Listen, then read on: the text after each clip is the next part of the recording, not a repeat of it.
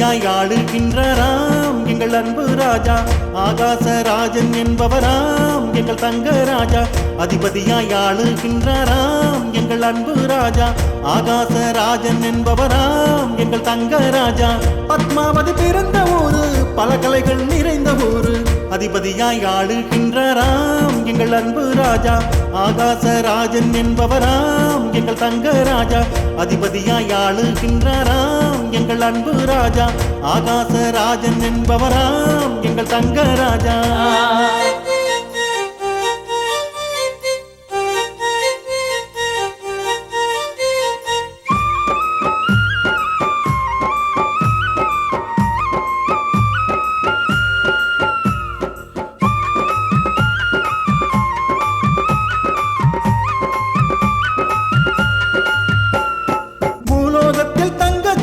யுவராணி பத்மாவதி நீயே யுவராணி பத்மாவதி நீயே. அன்பால் உருகும் அறிவால் உயரும் அழகின் சிகரம் பத்மாவதியே அழகின் சிகரம் பத்மாவதியே. ஆடை அணிகலன் அணிந்தாள் அவளே ஆனந்தம் அடைந்தார் பெற்றோரதிலே ஆனந்தம் அடைந்தார் பெற்றோரதிலே. உன்னை பெற்றது பெருமை என்று மகிழ்வே கொண்டார் பெற்றோரின்றே மகிழ்வே கொண்டார் பெற்றோரின்றே. மணக்கோலம் காணும் பருவந்தா மகள் வந்ததாலே மணவாளன் தேட எண்ணினர் மகள் வளர்ந்ததாலே. மணக்கோலம் காணும் பருவந்தா மகள் வந்ததாலே மணவாளன் தேட எண்ணினர் மகள் வளர்ந்ததாலே.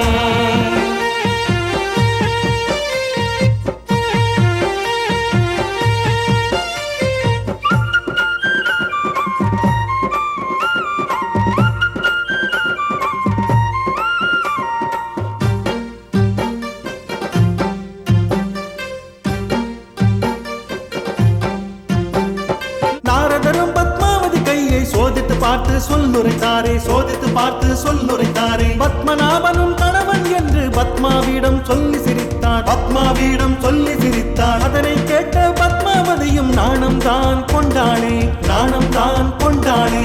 தந்தை தாயின் அன்பு மனங்களும் இந்த செய்தியில் இன்பம் கொண்டதே இந்த செய்தியில் இன்பம் கொண்டதே. நாரத முனியை ஆகாச ராஜா எங்கள் தங்க ராஜா வணங்கி நின்று வழி அனுப்பினார் எங்கள் தங்க ராஜா. நாரத முனியை ஆகாச ராஜா எங்கள் தங்க ராஜா வணங்கி நின்று வழி அனுப்பினார் எங்கள் தங்க ராஜா. நாரத முனியை ஆகாச ராஜா எங்கள் தங்க ராஜா வணங்கி நின்று வழி அனுப்பினார் எங்கள் தங்க ராஜா.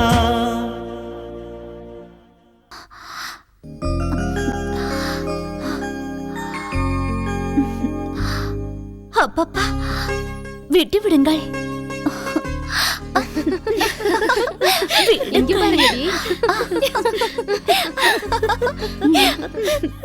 கிழவரசியாரே கிழவரசியாரே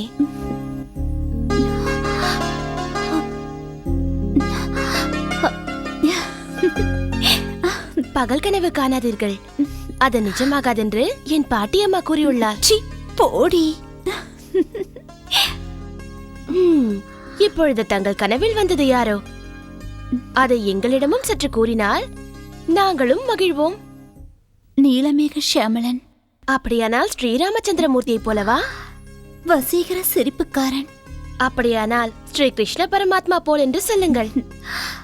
கிரீடமும் மயிலரகும் இல்லையே தவிர அச்சு அசலாக அதே உருவம், ஆளை மயக்கும் அதே பார்வை, நடையில் அதே கம்பீரம்.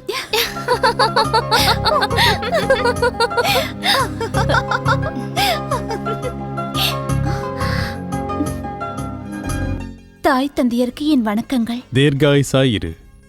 சீக்கிரமே மங்களம் உண்டாகட்டும். மகளே, உன் முகத்தில் கல்யாண கலை வந்துவிட்டது. நாரத மகரிஷியும் அதைதானே சொன்னார். அம்மா, அப்படி ஒன்றும் அவசரம் இல்லை. எப்படி இருந்தாலும் ஒருவரை திருமணம் செய்துதானே ஆக வேண்டும். அவர் பின்னாலே அவர் ராஜ்யத்திற்கு செல்லத்தானே வேண்டும். எந்தெந்த வயதில் எது நடக்க வேண்டுமோ அது நடந்தால்தான் அழகு, ஆனந்தம். என்ன சொல்கிறாய் தேவி? உண்மைதான் நாதா. ஏன் மகளே, நான் உனக்கு வரன் தேட ஆரம்பிக்கலாமா? மௌனம் சம்மதத்திற்கு அறிகுறி. தங்களின் விருப்பம் தந்தையே. சுபம்.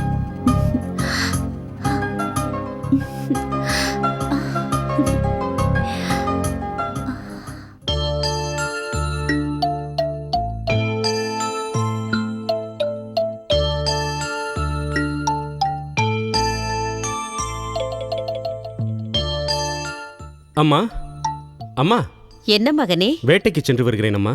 போய் வா மகனே. மிருகவதை பாவமில்லையா ஸ்ரீனிவாசா? கொடூர மிருகங்களை கொல்லுவதில் தவறில்லை அம்மா. சாது மிருகங்களின் பாதுகாப்பிற்காக வேட்டைக்கு செல்வது வீரர்களுக்கு அழகு. தம் பசியை தீர்த்துக் கொள்வதற்காகவே சாது மிருகங்களை கொடூர மிருகங்கள் கொல்கிறதோ என்னவோ? வானவர்களையும் தேவர்களையும் மகரிஷிகளையும் அசுரர்கள் கொடுமைப்படுத்தி கொன்று குவித்தபோது துஷ்டர்களை அழிப்பதாக அவதரிப்பேன் என்று இந்த மகனாகிய ஸ்ரீ கிருஷ்ணன் கீதையில் உபதேசித்தேன். இப்போது கொடூரத்தை முழுவதும் அழிக்க முடியாவிட்டாலும் குறைத்து வருகிறேன், அவ்வளவே. ஆம் மகனே, ஆம். அனைத்தும் ஜெகம் முழுவதும் நீயே எனும்போது இறப்பும் பிறப்பும் உன் மாயையே அல்லவா? அந்தராத்மாவும் பரமாத்மாவும் நீயே என்றான போது இவை அனைத்தையும் உன் லீலைகளாகவே பாவிக்கிறேன். சென்று வா மகனே, சென்று வா.